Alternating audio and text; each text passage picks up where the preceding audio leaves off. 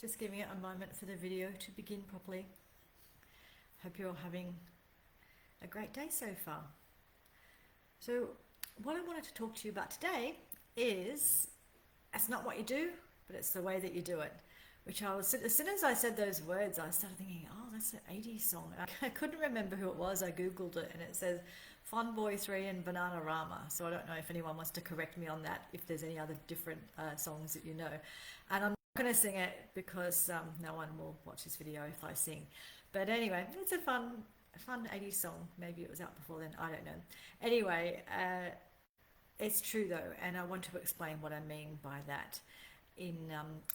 In lifestyle, health, nutrition, the way that we approach it is just as important as what we do.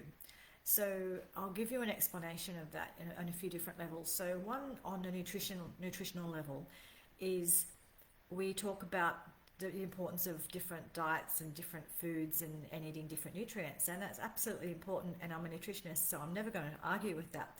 However, when you look at the biggest studies that we've done on nutrition, which have been the things like the Mediterranean diet, where they've had the most amount of years of studying, huge amounts of results, and we focus a lot, when we look at the Mediterranean diet, we focus on how much olive oil they had and how many veggies they had, and those kinds of things.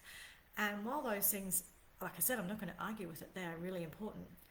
It's also important to look at the way that they live in the Mediterranean at the time that these studies were being done. So this was, the Mediterranean diet was studied in a small town, Pioppi in Italy, and it's like a coastal village. And it was studied throughout, I think around the 50s, but for quite a few years, for decades, I think. And in that time, the lifestyle of these people was that they were farmers, they were poor farmers.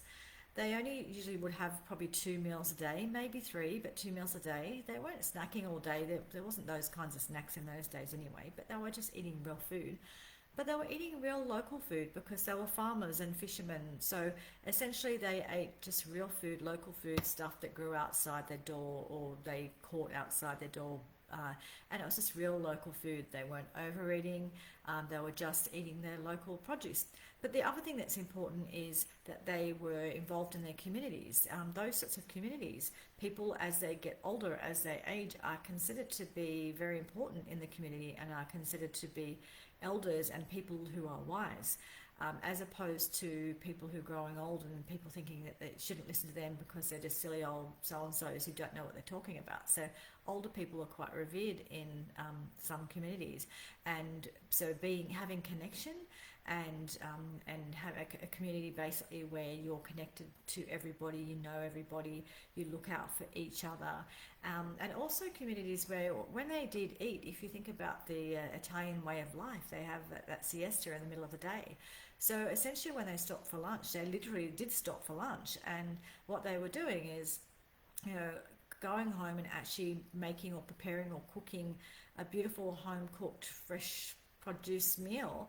And so they'd be home and they'd be relaxed and they'd be with friends and loved ones, and maybe just relaxed and chatting and just preparing this meal together and smelling the beautiful smells and just really enjoying each other's company, maybe having a glass of wine.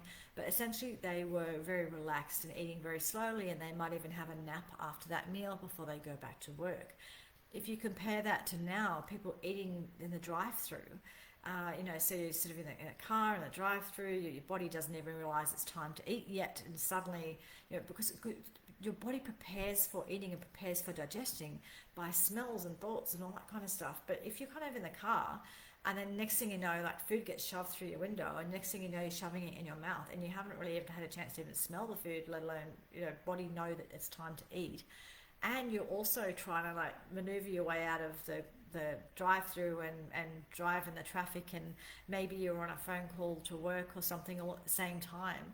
Your body is not in a relaxed mode, able to understand that it's time for eating, able to make digestive enzymes.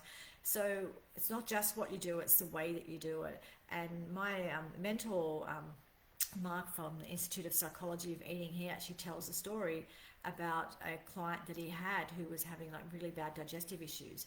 and he was going every day to the fast food drive-through and getting the food, and then just eating it in the car on the way back to work.